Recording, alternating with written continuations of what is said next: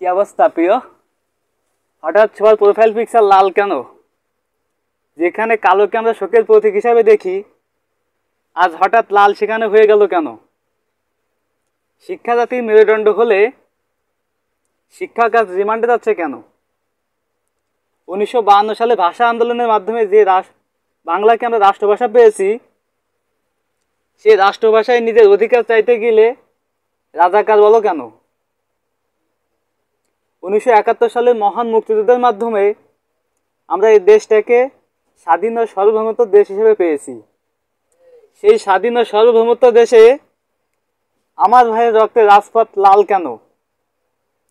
শিশুকে আমরা অবুঝ বলি, সেই অবুঝ শিশুর মাথায় গুলি কেন? সত্য কথা বললে তাকে কারাগারে নিয়ে যাওয়া হচ্ছে কেন?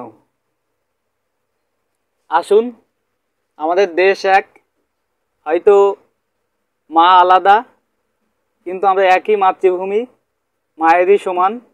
নিজের ক্ষুদ্রতম স্বার্থ ত্যাগ করে দেশের বৃহত্তম স্বার্থে কাজ করি। ইনশাআল্লাহ আমাদের দেশটাকে একদিন সুন্দর ও সমৃদ্ধশালী দেশ হিসেবে গড়ে তোলার চেষ্টা করি। সবাই ভালো থাকবেন। ভিডিওটা এই পর্যন্ত।